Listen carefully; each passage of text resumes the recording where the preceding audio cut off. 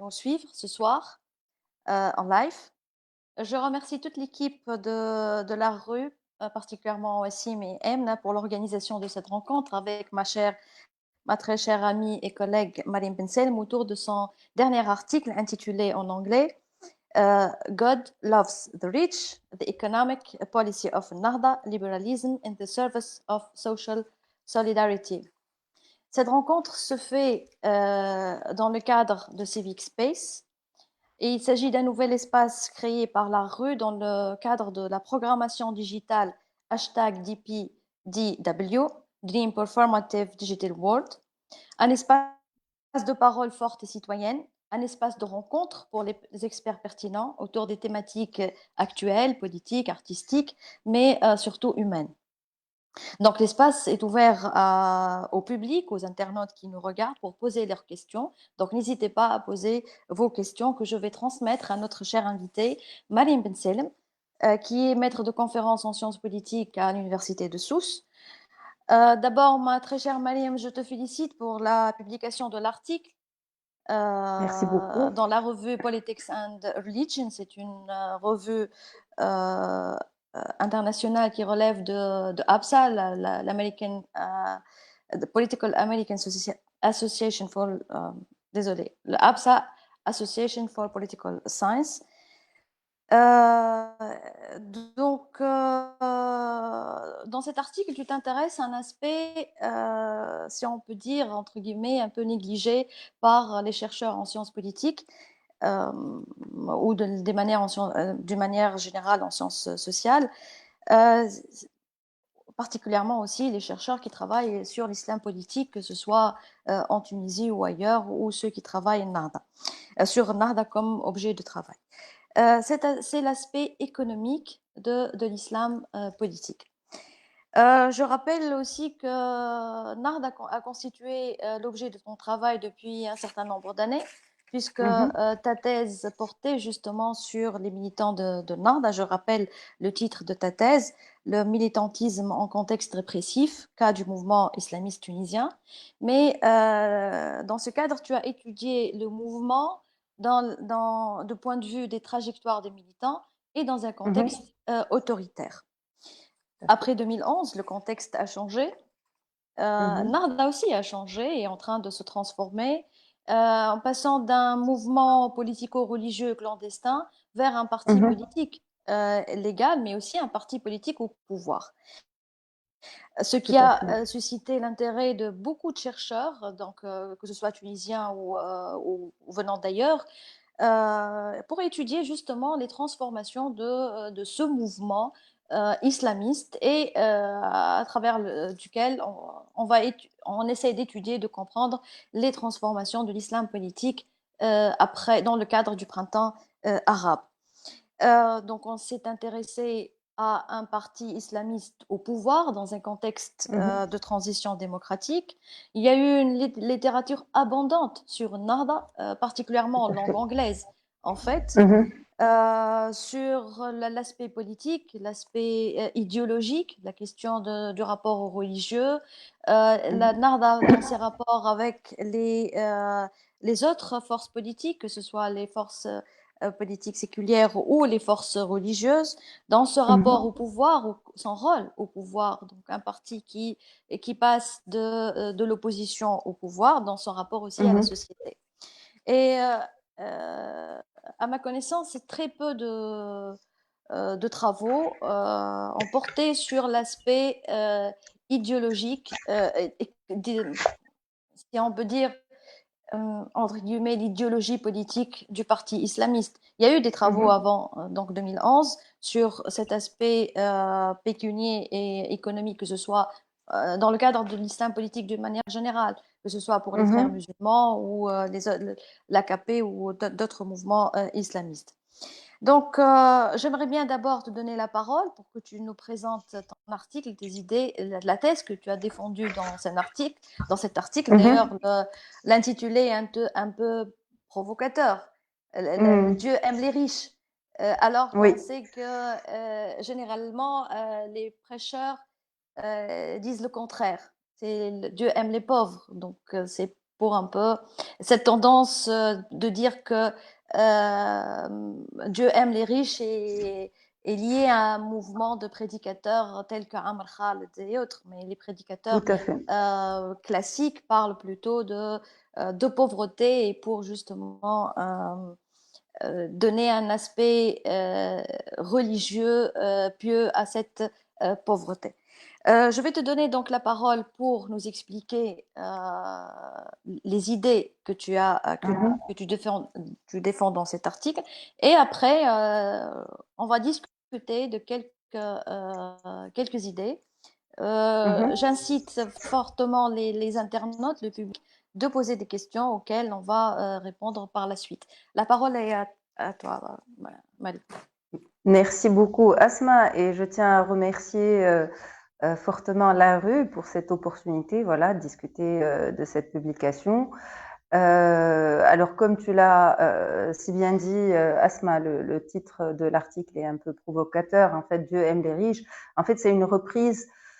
C'est le président du parti Ennahda qui l'a dite.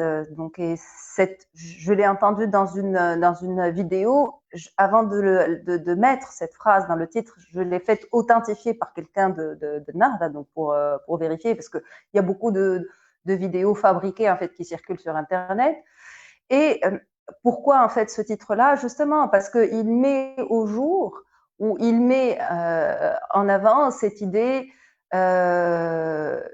qui était d'ailleurs en fait largement partagée, y compris par les chercheurs, selon laquelle les partis islamistes sont une antithèse en fait du libéralisme économique. Et alors qu'au contraire, en fait, ce qu'on est en train de voir, et en tout cas les travaux qui s'intéressent justement à l'aspect économique, en tout cas aux politiques économiques des mouvements islamistes aujourd'hui, au Maroc, en Égypte ou en Turquie, démontrent au contraire que ces partis-là s'accommodent très bien avec le néolibéralisme. Et voilà, donc je me suis intéressée à cet aspect particulier pour Ennahda. Et le fait qui est d'autant plus intéressant en fait quand on travaille sur Ennahda, sur cet aspect particulier, c'est l'absence en fait de rupture. La plupart des travaux qui ont porté sur Ennahda et qui se sont intéressés à l'aspect idéologique du mouvement, c'est-à-dire les transformations du mouvement après 2011, ce sont des transformations par rapport à son passé, c'est-à-dire par rapport aux positions idéologiques sur les questions religieuses notamment, sur les libertés individuelles, etc. Donc, on comparait quelles sont les positions de Ennahda aujourd'hui par rapport à ce qu'elles étaient dans les années 70 et 80. Tandis que sur les questions économiques, il s'est avéré en fait qu'il n'y a pas de rupture. Il n'y a pas de rupture. Pourquoi? Parce qu'il n'y avait pas dans le passé, dans les années 70, 80 ou 90, il n'y avait pas une production idéale en fait, ou une production intellectuelle ou programmatique sur le plan économique chez Ennahda. En fait, ce que j'essaye finalement de démontrer, ou la thèse que je défends dans cet article, c'est quoi? C'est que d'abord, il n'y a pas de rupture. Donc, Ennahda a commencé réellement à développer une vision économique seulement à partir de 2011. Auparavant, il s'agissait, je vais en parler peut-être un peu plus dans le détail plus tard, auparavant, cette question a été marginalisée ou n'a été abordée que de manière, disons, réactive, c'est-à-dire par réaction aux militants de gauche dans les campus universitaires. C'est-à-dire que Ennahda, qui portait essentiellement un projet d'islamisation de la société, dont le projet était axé en fait sur la morale, sur la dimension proprement religieuse, a intégré la question de justice sociale parce qu'ils devaient parce qu'ils étaient attaqués notamment par la gauche sur cette absence d'intérêt pour ces questions-là. Et ils ont trouvé chez différents auteurs tels que Saïd Qutb et puis plus tard en fait chez Ali Shariati ou Bekr Sadr des références, mais sans pour autant que ça donne lieu à voilà une vision réelle en fait sur le plan économique. Ce fait-là, à mon sens, n'est pas la particularité d'Ennahda. Il y a aussi beaucoup d'autres partis, ou la plupart des partis politiques, en fait, qui agissaient dans un contexte autoritaire. L'économie ne faisait pas partie réellement de leur priorité. Parce que à cette époque-là, l'intérêt était surtout axé, en fait, sur les questions sur les questions des libertés politiques, etc. Donc le répertoire d'action excluait quelque part les questions d'ordre économique. Le deuxième point, en fait, à partir justement, à partir de cette exposition d'une absence de rupture avec le passé, et donc à partir d'une étude des documents en fait qui se rapportent à l'économie, le programme économique de Nahda lors des élections les élections de l'Assemblée nationale constituante en 2011, puis les élections de 2014, ainsi que les motions du dernier congrès du mouvement. À partir de cette analyse-là et à partir d'interviews réalisées avec des cadres dirigeants, notamment ceux qui s'intéressent ou ceux qui travaillent sur les questions économiques, j'ai essayé en fait d'analyser cette vision économique ou cette politique économique. Et il se trouve en fait que cette politique économique est finalement une politique néolibérale, dans le sens où c'est une politique qui est étonnante au début, c'est-à-dire qu'ils se sont pas en fait retrouvés avec une politique néolibérale dès 2011. Ils ont commencé à tâtonner, ils ont proposé un programme économique un peu, enfin disons très ambitieux en 2011. Pourquoi? Parce qu'ils n'étaient pas préparés à cela. Ils n'ont pas justement, le mouvement n'a pas une tradition à ce niveau-là, et ils n'étaient pas préparés. Donc ils ont proposé un programme, disons, un peu hybride et un peu trop ambitieux.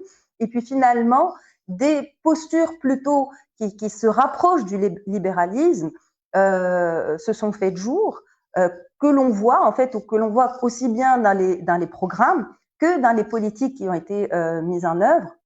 Et par ailleurs, l'autre point en fait sur lequel je m'appuie dans ce travail, c'est un élément qui est tiré justement de ma thèse que tu as mentionné tout à l'heure.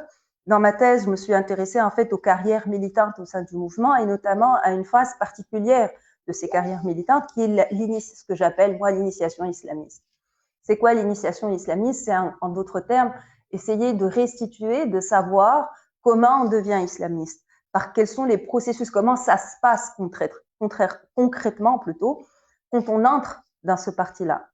Et dans cette analyse-là, ce que j'ai pu constater, ce que j'ai pu observer, c'est que l'organisation en fait islamiste, dans sa manière de former ses militants, de les initier, de les préparer justement à s'approprier ce projet pour lequel ils militent, elle fonctionne de manière très subtile, c'est-à-dire de manière où il y a à la fois une hiérarchie et en même temps la progression en fait du militant au sein du mouvement lui paraît comme si elle était très égalitaire et méritocratique.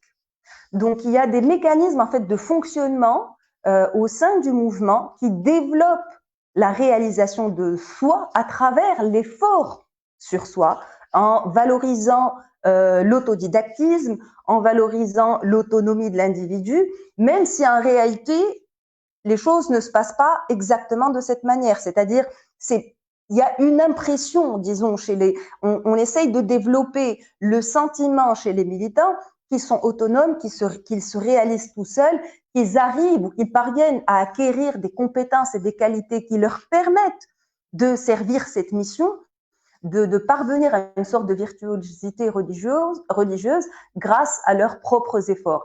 Et ce que j'essaye de démontrer aussi dans cet article, c'est quoi? C'est l'existence d'une adéquation ou d'affinité entre cette manière de fonctionner et les techniques en fait managériales et l'éthos ou l'éthique libérale.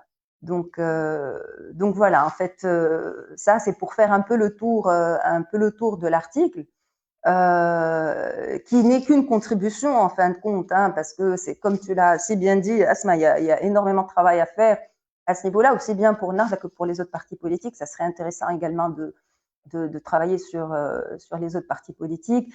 Il y a des travaux très intéressants qui sont faits sur la gauche, mais beaucoup moins sur des partis, disons, notamment ceux qui sont nés après la Révolution. Donc voilà, globalement, c'est de ça qu'il s'agissait dans cette contribution modeste. Et voilà, donc si tu as des questions, si vous avez des questions, Oui, merci volontiers. beaucoup pour cet éclairage et ce tour d'horizon sur l'article. En fait, peut-être si le Narda ou les partis islamistes n'avaient pas euh, pas de programme, mais des documents, disons, sur leur idéologie économique ou sur leur Mhm, vision économique, disons. Peut-être parce mhm, que ce sont dans la naissance et la création de ces mouvements, c'était plutôt l'aspect religieux qui était dominant. Et donc, mhm, c'est la tradition religieuse qui est dominante. Et il donnait mhm, plus d'importance à l'aspect social plutôt que l'aspect économique.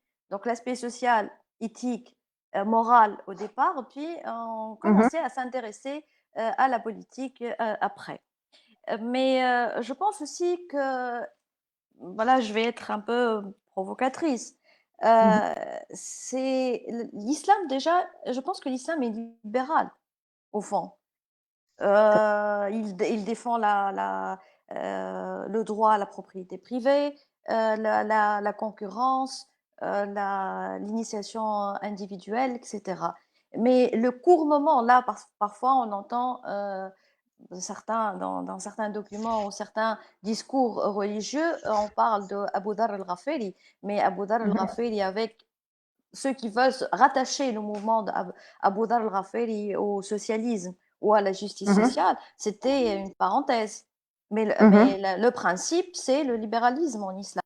Donc, du coup, je Tout à pense fait. que Narda ou les mouvements islamistes s'inscrivent dans cette tradition islamique. Il n'y a pas il n'y a pas une Tout à fait. démarcation par rapport aux idéologies, donc à cet héritage islamique pour adhérer à une idéologie moderne.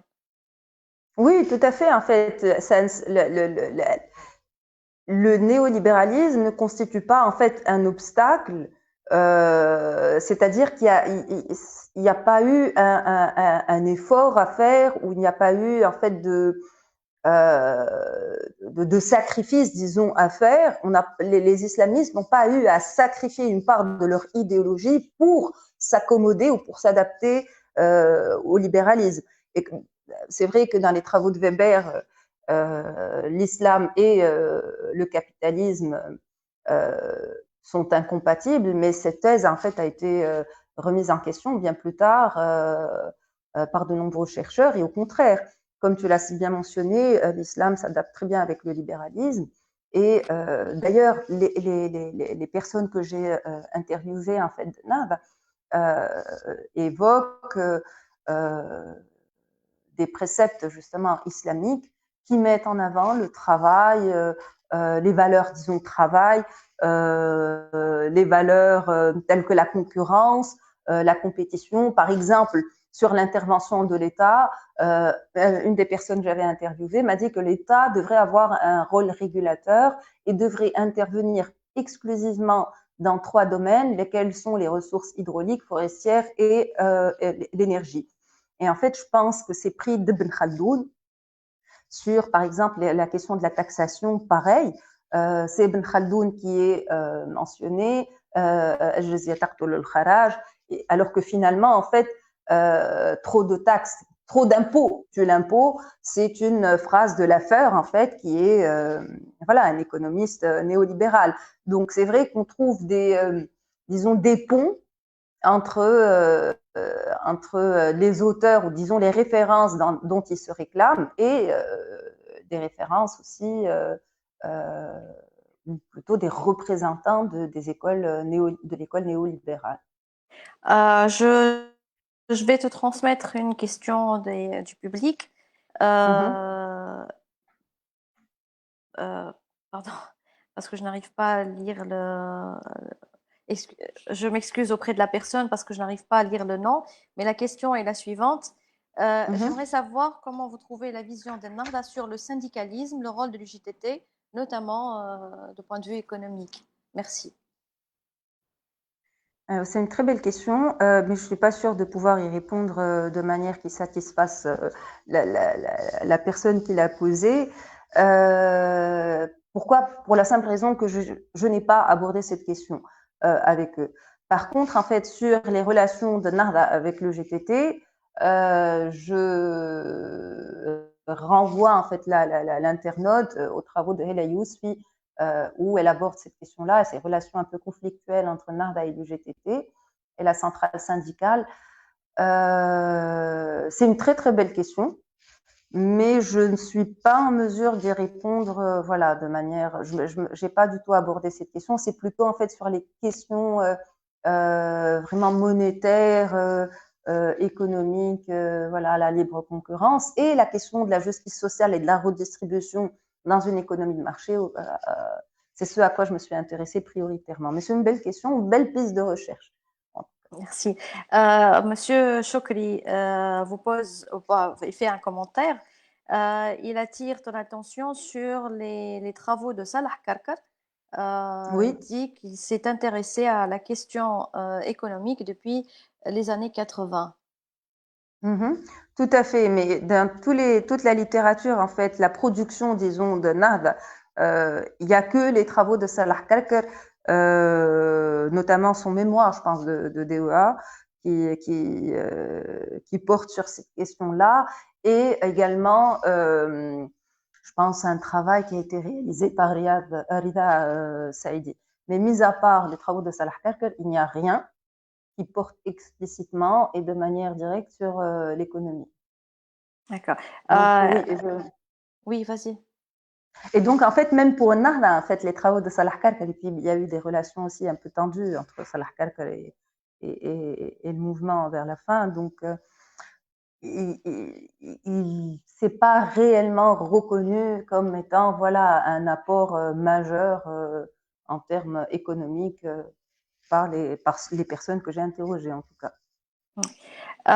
Lilia Blaise te pose la question suivante. Donc, elle Mhm, te demandait de réagir aux commentaires et tu l'as fait, merci. Elle te mhm, dit, bon, la question, quelle analyse faites-vous de la politique économique de Narda post-2011 et au mhm. programme présenté aux élections de 2019? C'est une large question. Hein. Ah, quelle analyse faites-vous de la politique économique de Nahda après 2011? C'est ça? Et le programme électoral de 2019. Alors, très bien. Alors, pour ce qui est en fait de la politique économique de Nahda, comme je l'ai dit, Nahda est en 2011, c'était plutôt en fait un programme, disons, néo-keynésien qu'ils avaient proposé. Et par la suite, c'est très compliqué en fait de répondre. Disons que c'est très compliqué de déterminer avec précision. On peut partir bien entendu des programmes électoraux, c'est-à-dire des promesses, etc. Mais en termes concrets, c'est-à-dire analyser les politiques économiques mises en œuvre par Narda, étant donné la complexité du processus de prise de décision dans un contexte où on a un gouvernement où plusieurs partis en fait gouvernent ensemble, c'est très compliqué de mettre au jour. Ce qui a été, ce que j'ai pu en tout cas constater, c'est que d'une part, il n'y a pas aussi de rupture en fait avec le passé, c'est-à-dire avec la politique qui a été suivie sous Ben Ali. Sous Ben Ali, c'était un libéralisme en fait avec des brèches faites dans le libéralisme en vue justement des compensations pour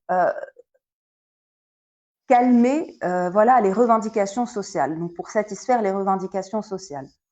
La même chose continue en fait à se produire, c'est-à-dire que sous le gouvernement de la Troïka et plus tard, nous avons hérité en fait d'un package de réformes économiques imposées par les institutions internationales qui sont en train en fait d'être mises en œuvre et n'ont pas été remises en question. Elles sont en train d'être mises en œuvre, mais toujours avec des brèches, disons, sociales au libéralisme, pour reprendre en fait Béatrice Hibou, qui a beaucoup travaillé sur la politique économique sous Ben Ali. Et il y a pas, elle parle en fait d'une tradition un réformisme étatiste sous Ben Ali qui est maintenu aujourd'hui. Ce qui peut être aussi constaté dans la politique économique de Narda, c'est cette volonté de réduire les taxes. C'est une politique monétariste, monétaire restrictive également, et une tendance, une volonté de mettre en place les produits de la finance islamique qui existaient déjà avant sous Ben Ali, donc avant 2011. La finance islamique a débuté en 2009 en Tunisie et n'a pas débuté avec Narda en 2011. Donc, il continue sur cette même lancée. Il voudrait développer davantage la finance islamique. D'ailleurs, des projets de loi ont été adoptés dans ce sens, même s'il y a une résistance de la part de l'élite politique, notamment sur ces questions-là, et en particulier la question en fait qui pose le plus problème pour Narda et qui est sur le plan économique la plus importante pour Narda, c'est la question de Sandouk Zakat et la question des awqaf, donc les biens de main morte. Donc remettre ou faire revivre ou revivifier les biens de main morte, cette institution où Sandouk Zakat pose réellement problème pour l'élite politique, parce qu'à chaque fois, en fait, il y a un rejet, et Narda considère que à chaque fois qu'il y a, disons, une coloration islamiste à leur projet économique ou à leur vision économique, ils sont tout de suite confrontés à un refus, et c'est pourquoi ils essayent en fait de se débarrasser un peu de ces références islamiques pour adopter voilà, une vision économique, disons, voilà, pour adopter des référentiels, disons, occidentaux. C'est le cas, par exemple, de... Oui. Oui, oui, vas-y. Justement, j'allais te poser la question à propos de Sandouk Zakat et les biens de main morte, l'Awqaf. Pourquoi Narda tient autant à ces deux institutions? Est-ce que par conviction idéologique ou par intérêt économique pour le parti ou pour une certaine classe? Alors, justement, à mon sens, l'intérêt, surtout pour Sandouk Zakat, provient justement de la nécessité de concilier deux demandes contradictoires. C'est-à-dire que d'une part, ils ont une part de leur électorat qui est une sorte de nouvelle bourgeoisie pieuse, et il faut penser ici justement à la naissance d'une sorte de consumérisme halal dans la plupart des pays musulmans. Tu as cité tout à l'heure Amr Khaled, et je fais référence ici à l'ouvrage de Patrick Aeni, L'Islam de marché. Donc il y a une sorte en fait de marchandisation de la religion qui est mise en place, et il y a une demande réelle de la part d'une certaine bourgeoisie pieuse de produits en fait qui leur donnent bonne conscience, c'est-à-dire la finance islamique, mais aussi Sanadir Zakat. Pourquoi? Parce que Sanadir Zakat, c'est une sorte en fait de remplir un devoir religieux qui permet en fait la redistribution. Et ça arrange Nahda. Pourquoi? Ça arrange Nahda parce que leur conception justement néolibérale s'adapte très bien avec l'idée de la charité privée. Comment? La logique en fait néolibérale qui repose en fait sur un rôle minimum de l'État, qui se limite à un rôle de régulation, la concurrence, la libre concurrence, etc., etc.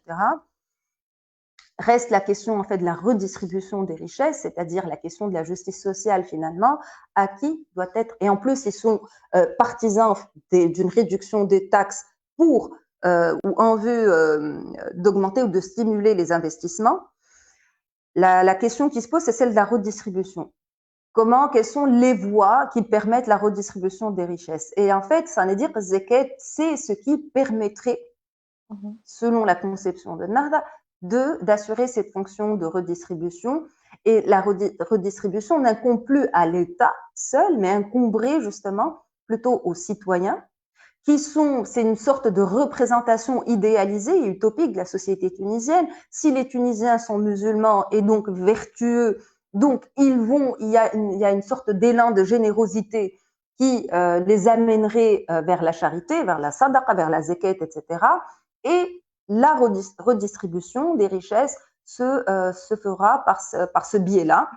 Et là, ce qui est intéressant, c'est qu'on retrouve ici le compassionate conservatism de George W. Bush, c'est-à-dire les organisations religieuses qui prennent en charge cette fonction de redistribution, et l'État s'en trouve du coup délesté. C'est ce qui s'est produit en Turquie avec l'AKP, où, par exemple, en AKP, il a été démontré que les dépenses sociales ont augmenté, mais qu'il y a une cogestion en fait de cette fonction de redistribution entre l'État et les organisations religieuses proches du parti. Et donc, ce qui est intéressant à mon avis, c'est ça, c'est poser la question de la justice sociale aujourd'hui dans un contexte de crise, alors que on propose une justice sociale qui sera assurée par la charité privée et donc qui reposerait sur la volonté de chacun de donner à l'autre. Donc, il s'agirait plus d'une obligation, mais plutôt dépendrait de la volonté de chacun et de sa vertu, qui, à mon avis, pose, donc, en tout cas, devrait être interrogé aujourd'hui. Et ceci est à mettre également en parallèle avec un autre concept qui est très en vogue aujourd'hui, enfin dans le monde d'une manière générale, mais en particulier en Tunisie, c'est la notion de économie sociale et solidaire. Nahda se présente justement en adoptant un référentiel, encore une fois occidental et non pas un référentiel islamique. Donc c'est un peu du bricolage où on essaye de faire en sorte que les choses collent ensemble. L'économie sociale et solidaire, et en s'appuyant justement sur le tiers secteur et sur les organisations de la société civile, permet de délester l'État de certaines de ses fonctions, de certaines de ses charges, au profit voilà, du secteur associatif qui mériterait, à mon sens, d'être analysé. De quelle association s'agit-il? Comment cela pourrait être mis en œuvre? D'autant plus que on observe en Tunisie que beaucoup de partis qui ont quand même une distance idéologique assez importante mobilisent ce concept ou se réclament de l'économie sociale et solidaire. La question qui se pose, c'est quelle économie sociale et solidaire, quel sens lui donne-t-il? Il est impossible que Nahda, le Front populaire, ni des Tunis et autres donnent le même sens à ce concept-là. Donc voilà, la question reste posée. J'adhère à ton analyse par rapport à Zakat, mais je peux ajouter aussi que peut-être que ce soit Zakat ou les sadaqat ou les autres, donc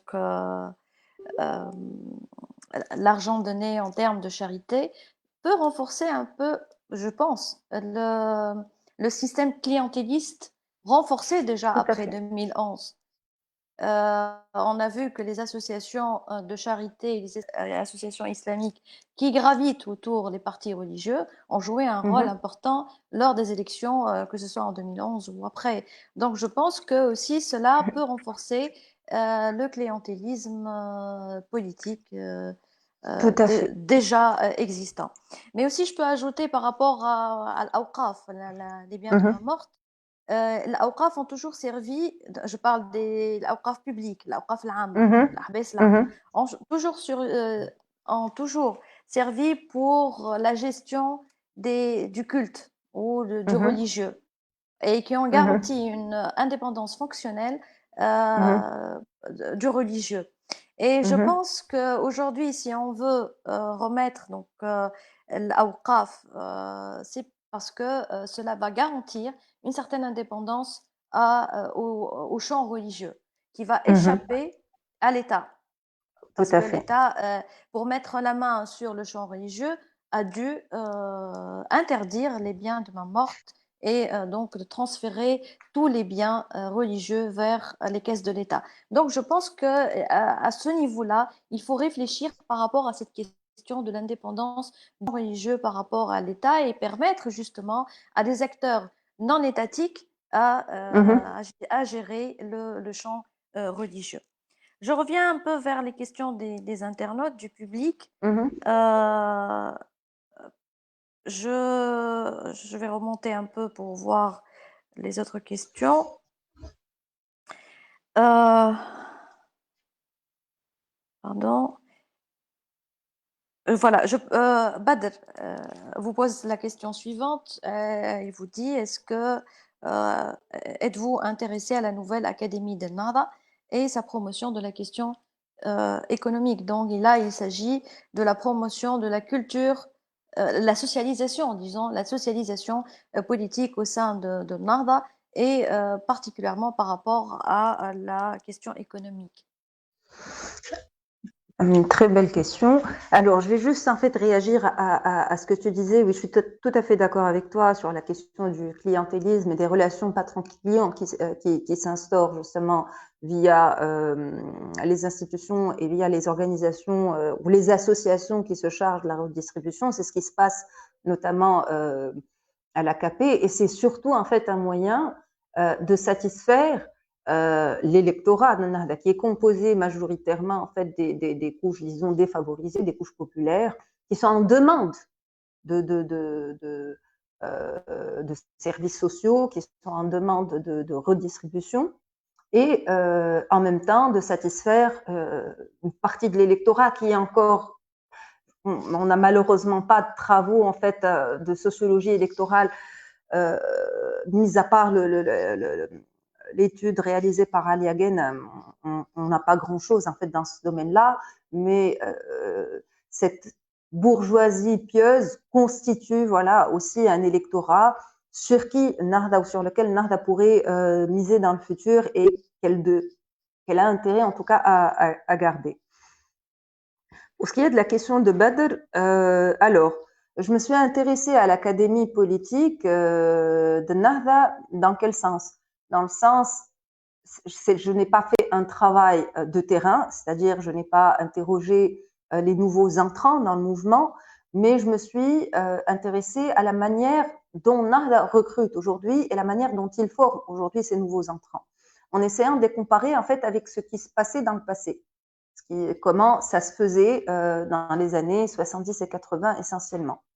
Et justement, j'ai publié un, un issue brief sur la question dans lequel je pose beaucoup plus d'hypothèses que je n'apporte de questions. C'est-à-dire qu'on voit clairement que les nouveaux entrants au sein du mouvement ne suivent pas en fait le même processus, le même cheminement d'initiation, c'est-à-dire qui englobe à la fois l'aspect idéologique, religieux, politique, etc. Il n'y a pas ce processus d'idéologisation en fait de la religion qui se produit.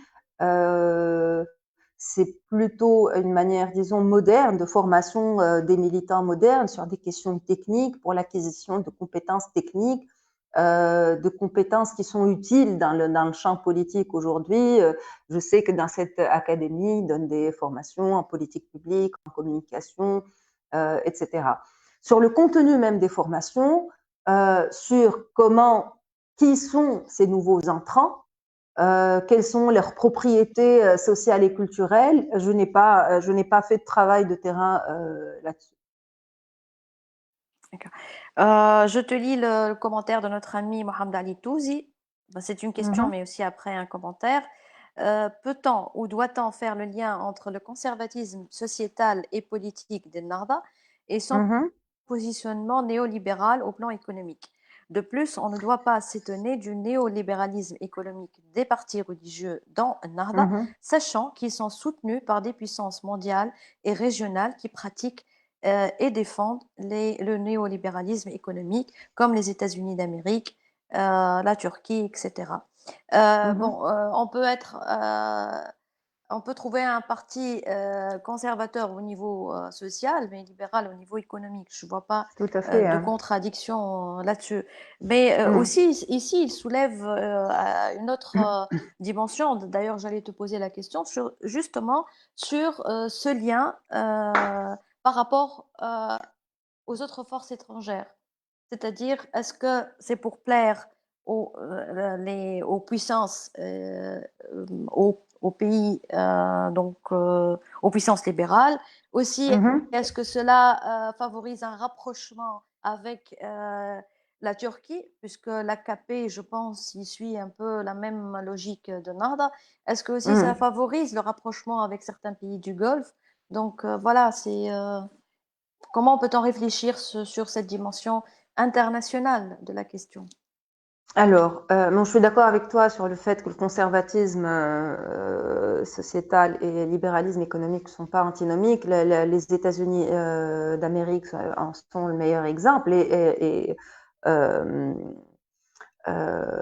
George Bush en est un excellent exemple. Reagan aussi avant lui. Sur ce qui est des forces étrangères ou des puissances étrangères, je pense qu'il y a, en tout cas, pour les frères musulmans, l'adhésion, disons, au néolibéralisme. Il y a Khalil Aneni qui a travaillé sur cette question-là concernant les frères musulmans. Oui, c'est aussi déterminé par la volonté d'acquérir une sorte de reconnaissance internationale. Donc les frères musulmans, en adhérant justement à une politique libérale sur le plan économique, cherchaient à acquérir cette reconnaissance internationale. C'est le cas aussi en Tunisie. Et aussi, en fait, ce n'est pas seulement... Moi, je préfère en fait éviter le raisonnement en termes d'intention.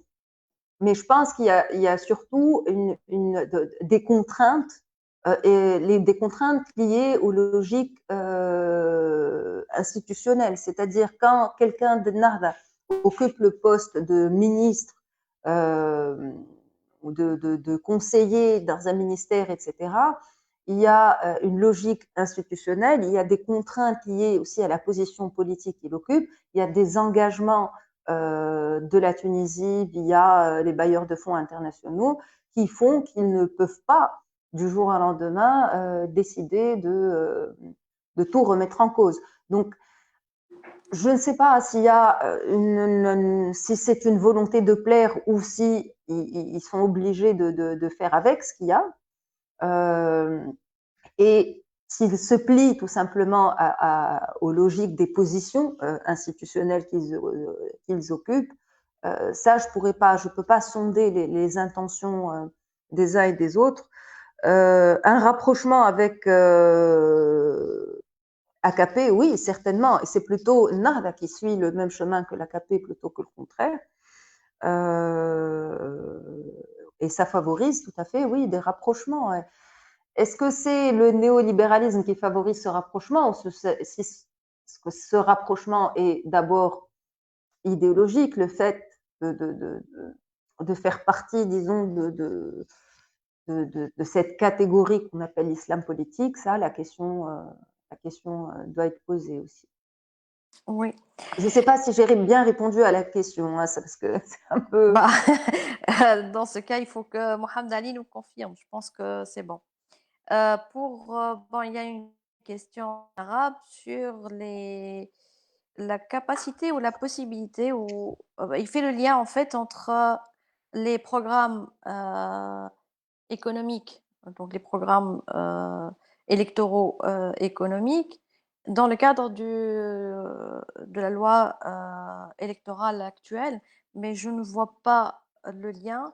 Est-ce que Jamel veut dire que le fait que cette loi ne favorise pas une majorité écrasante de Nahda dans le Parlement empêche donc ce parti de mettre en œuvre sa politique économique. Donc, en fait, je n'ai pas saisi le lien entre la loi électorale et la mise en œuvre des politiques, de la politique économique ou du programme économique de Nahda. Ah, je pense en fait, ce qu'il veut dire, c'est peut-être, hein, si j'ai bien compris, c'est le fait que Narda ne gouverne pas seul serait un obstacle pour la mise en œuvre de sa politique économique. Moi, franchement, je ne vois pas de différence entre la vision économique de Narda et de d'un parti comme, je me souviens plus, de Nabil Karoui, par exemple. قلب تونس. Qalb Tounes, voilà, merci. Euh, mis à part en fait quelques projets de loi, notamment Sandouk al-Zakat ou al-Awqaf, même la finance islamique n'a pas été inventée par Nahda, en tout cas n'a pas été ramenée par Nahda ici. Nahda n'a plus rien sur le plan économique de proprement islamique. Les seules choses proprement islamiques qu'elle propose, ce sont ces deux projets-là, Sandouk al-Zakat ou al-Awqaf, et sur lesquels, jusque-là, il n'y a pas eu la possibilité, en fait, les projets à chaque fois ont avorté. Mais sur les autres questions, par exemple, sur l'indépendance de la Banque centrale, etc., je ne crois pas que les partis, disons, qu'on considère aujourd'hui comme étant des partis centristes et des partis de droite, soient réellement en désaccord sur ces questions-là, seront plutôt en désaccord avec les partis de gauche et qui sont minoritaires aujourd'hui. Donc non, je ne pense pas que ça soit un obstacle. Et c'est à part sur la question de la zakat ou Awqaf. Mais sinon, sur les autres questions, par exemple, dans le cadre des négociations avec les institutions internationales, financières, je veux dire, ou la négociation dans le cadre de l'ALECA, est-ce que NARDA s'est démarqué par rapport à certaines questions ou non? Quand même, malgré que la NARDA n'a jamais, dans, ils n'ont jamais, disons, gouverné seuls, mais ils étaient au pouvoir depuis 2011. Ils avaient des positions ou ils étaient en position quand même de prendre des mesures ou des positions par rapport à des questions économiques. Et surtout qu'il y a des, euh, des militants ou des gens appartenant à NARDA qui occupaient des postes de conseiller économique au sein de la présidence du gouvernement, de l'Qaspa. Donc, je pense qu'il y a eu un impact quand même par rapport à ça. Que penses-tu, Malé? L'impact de... En fait, non, moi je pense tout simplement que, par exemple, je parlais tout à l'heure du package à Michel Camo, en fait, dans son ouvrage, un chapitre de son ouvrage, L'exception tunisienne, variation autour d'un mythe ou sur un mythe, il aborde la question des réformes économiques et justement de la mise en œuvre de ces réformes économiques après 2011. Réformes économiques, un package dans lequel on trouve le PPP, et plein d'autres réformes en fait à mettre en œuvre. Ça n'a jamais déjà avec la Troïka, la mise en œuvre de ces réformes a commencé sous le gouvernement de la Troïka quand Nahda était majoritaire.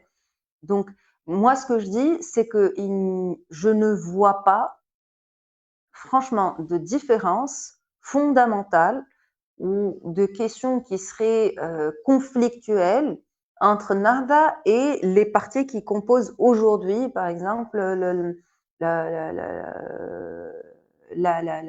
majorité ou qui gouverne en fait avec Nahda. Et Oui.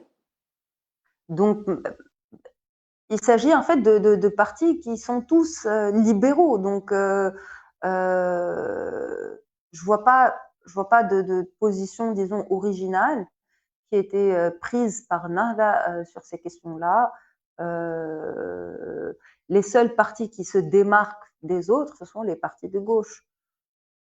Sur des questions telles que les ressources naturelles ou les ressources nationales, est-ce que ici, y a-t-il une démarcation par rapport à ces mouvements, tous ces mouvements qui sont soutenus par des partis tels que Tayyar ou autres? Y a-t-il une différence ou une différenciation entre les positions de Narda sur ces questions-là, officiellement déclarées, je veux dire, et Oui, ce que déclarent les autres partis? oui, justement, la personne que j'ai interrogée de Nahda, qui est responsable en fait, ou qui constitue, disons, représente la référence sur les questions économiques au sein du mouvement, considère que tout ce qui est ressources naturelles devrait être géré exclusivement par l'État et considère que ça représente réellement un danger pour l'économie du pays, toutes ces ressources en fait qui sont à l'arrêt. C'est-à-dire que oui, sur ce point-là, ils sont, ils ont une position, disons, assez ferme. Concrètement, en termes de politique, de mise en œuvre, d'action, je ne sais pas. Et je pense que c'est très difficile en fait de discerner qu'est-ce qui provient de Nahda en tant que parti et le tri en fait est très difficile à faire. Mhm. Et voilà, Mohamed Ali te répond justement.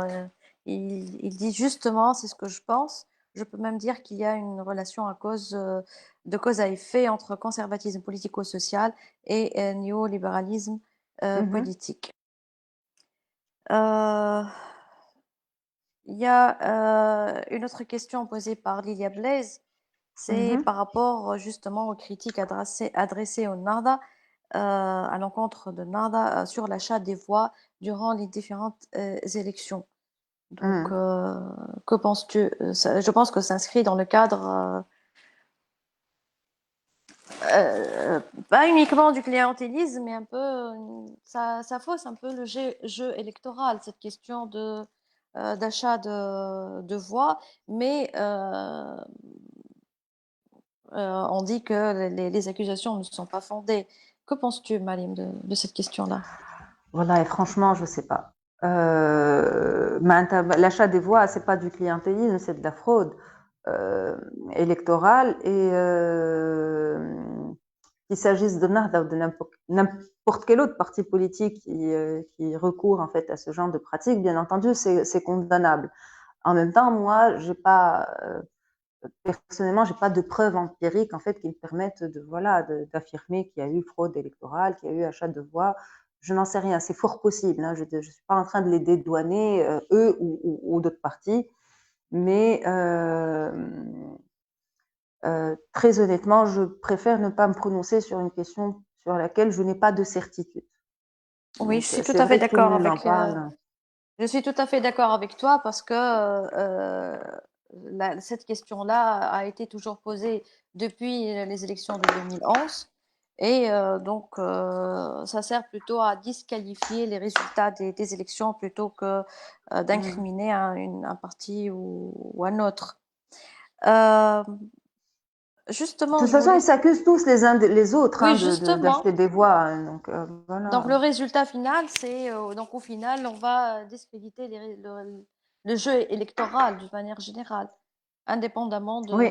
de qui a fait quoi. En même temps, moi, ce que je pense, que je trouve, disons, euh, important à souligner, c'est la question en fait du tissu associatif et c'est la question de reléguer la redistribution d'une part dans une logique d'économie sociale et solidaire et d'autre part avec cette politique de spécialisation entre la prédication et l'action politique. Donc tout ce qui relève de la prédication est aussi relégué au tissu associatif. Qu'est-ce que ça provoque? Ça provoque finalement des associations dont on ne connaît pas grand-chose et qui s'occupent à la fois de la cure des âmes, pour reprendre Bruno Etienne, et à la fois de redistribuer les richesses et donc de pourvoir des services, en d'autres termes. Et Narda, en tout cas, un des dirigeants de Narda disait qu'à un certain moment, Narda était devenu comme un RCD bis, c'est-à-dire comme les Shaba, les cellules du parti RCD, c'est-à-dire que les gens s'adressaient au mouvement pour trouver un emploi pour leur fille, pour leur fils, etc., etc. Et donc Narda était devenu une organisation pourvoyeuse de services aux populations désavantagées économiquement et socialement, défavorisées économiquement et socialement. Et c'est une des raisons pour lesquelles il y a eu une des raisons, hein, pas la seule, cette spécialisation permet, disons, d'externaliser quelque part ce volet-là, donc les services sociaux qui sont rendus à la population, à des associations qu'on arrive difficilement à contrôler probablement. Donc, à mon sens, le véritable problème se pose à ce niveau-là. D'accord, on va prendre une dernière question puisque le temps, on arrive vraiment à la fin de cette rencontre. C'est Badr qui pose cette question et il te dit, voilà, et la question c'est, peut-on parler d'une démocratie sociale islamique à la Mhm. manière des partis démocrates chrétiens qui sont une synthèse entre capitalisme et socialisme. Et comment Narda pense le capitalisme aujourd'hui? En fait, cette question, cette nouvelle C'est deux label, questions en une. oui, pratiquement, oui. Mais pour la démocratie islamique, maintenant, euh, on essaie de se défaire de l'ancien label de islam politique pour adopter un nouveau, c'est la démocratie islamique. Et là, il Mhm. y a c'est une piste de recherche. Je connais des chercheurs qui travaillent là-dessus. Et là, il faut justement euh, approfondir cette comparaison entre la démocratie chrétienne et la démocratie islamique parce que ce n'est pas la Mm. même chose. Il faut étudier la démocratie chrétienne pour voir donc les divergences. C'est facile de dire la démocratie islamique dans le sens que la démocratie s'adapte à l'islam, mais ce n'est pas le même concept de démocratie chrétienne. Mais je te laisse répondre ou ajouter quelque chose par rapport à cette question ou à la question de démocratie sociale islamique. En fait, non, je suis tout à fait d'accord avec toi sur ce que tu viens de dire. Et, euh, et même si, quand bien même on pourrait parler de démocratie islamique, il me semble que Narda est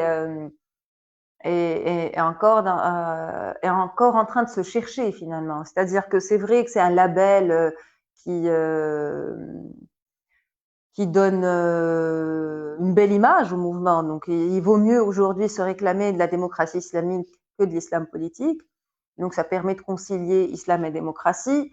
Sur le plan de la cohérence idéologique, comme tu le soulignes très bien, Asma, ça reste à analyser et à étudier plus amplement. Mais en tant que label dont il se réclame, je pense que Narda est en phase de restructuration profonde, aussi bien au niveau idéologique, au niveau organisationnel. Tout à l'heure, je pense que c'est Badr qui m'a posé la question de l'académie politique de Narda et des nouveaux Oui, entrants. Justement, un parti dont la caractéristique principale est une forte cohésion entre ses membres, qui est due à cette manière particulière de former les militants, qui est due aussi au projet qu'ils défendent et dont ils sont porteurs, et qui se trouve non seulement contraint de se plier aux exigences du pouvoir, et en même temps est en train d'accueillir de nouveaux entrants qui n'ont pas les mêmes motivations que ceux qu'avaient les militants des années 70 et 80, qui n'ont pas le même rapport au militantisme, qui peut-être entrent par opportunisme tout simplement, parce qu'il s'agit d'un parti au pouvoir et non pas d'un parti clandestin qui subit la répression. Donc, tout ceci augure, à mon avis, d'une transformation quand même assez importante au sein du mouvement. Donc, le mouvement est en phase lui-même, tout comme la Tunisie est en phase de transition, on ne sait pas sur quoi ça va aboutir au final. Nahda aussi est en phase de transition et on ne sait pas du tout sur quoi ça va aboutir au final, si c'est une démocratie islamique, si ça existe réellement ou pas. Sur la question, la deuxième, c'était sur sur la démocratie sociale islamique. la démocratie sociale, c'est-à-dire il était question en fait de l'adéquation entre, enfin, une sorte de mélange de socialisme et de libéralisme, c'est ça? Ouais. Oui, sur ça, en fait, je suis pas économiste, hein, juste, je précise, mais je suis un peu sceptique et je me méfie beaucoup du bricolage et de tout ce qui relève justement de voilà, on fait une touche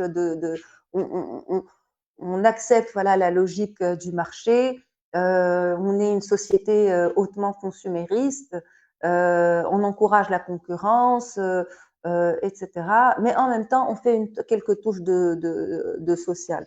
Je pense que c'est un peu comme l'économie sociale et solidaire, c'est-à-dire que c'est finalement en fait un leurre. Pourquoi? Parce que ça ne répond pas justement à l'impératif de justice sociale. Parce que la question de la justice sociale doit être pensée autrement plutôt que voilà laisser laisser à la question voilà de la charité privée ou au bénévolat. Et beaucoup de problèmes sont posés par l'économie sociale et solidaire, notamment la précarité en fait des employés des entreprises sociales et solidaires, le mode de gouvernance aussi au sein de ces entreprises. Donc l'économie sociale et solidaire ou cette sorte de socialisme et de libéralisme n'est pas la panacée, c'est à mon sens un peu de bricolage. Mais ça, c'est une opinion privée qui n'est pas celle d'une économiste, mais celle d'une... Euh, euh, voilà, c'est mon opinion personnelle, disons, qui n'engage que moi d'ailleurs. Merci beaucoup, Mariam, pour toutes ces réponses. Je Mais remercie aussi le public pour ces questions euh, et pour cet intérêt à ce débat autour de la vision économique ou de cet aspect économique donc, dans, lié à Nahda, mais aussi ça nous laisse réfléchir sur l'islam politique d'une manière générale, surtout l'islam politique au pouvoir aujourd'hui. C'est ça là, qui fait la différence entre l'islam politique avant 2011 et l'islam politique après 2011 dans le cadre du printemps arabe et les transitions démocratiques dans certains pays. Aujourd'hui, dans des pays où ces mouvements-là étaient clandestins et persécutés, ils sont au pouvoir, donc ils sont appelés à formuler une vision politique et sociale pour gouverner. Donc, merci beaucoup, Mariam, et je te félicite c'est encore moi une qui te fois pour remercie. ton article. Je te Merci laisse beaucoup. le mot de la fin avant de clôturer cette rencontre. Merci beaucoup, Asma, en tout cas, d'avoir accepté de modérer cette rencontre. C'était vraiment un plaisir de discuter avec toi. Merci aussi, surtout à la rue pour cette, euh, pour cette idée de m'avoir invité, de m'avoir convié à cet événement, et aux internautes qui ont suivi et qui ont posé de très très belles questions, très intéressantes. Je m'excuse si je ne suis pas arrivée en fait à répondre à toutes les questions de manière voilà satisfaisante. Souvent, quand on fait de la recherche scientifique et quand on ne dispose pas en fait des données de terrain, on n'est malheureusement pas en mesure voilà de présenter des réponses tranchées et catégoriques. Donc voilà, merci à tout le monde et je vous souhaite à tous une agréable soirée. Merci beaucoup, Mariam. Moi aussi, je partage ce plaisir de te voir ce soir et de partager avec toi donc ce moment. Je remercie encore une fois la rue pour la création justement de cet espace de débat là où on peut débattre de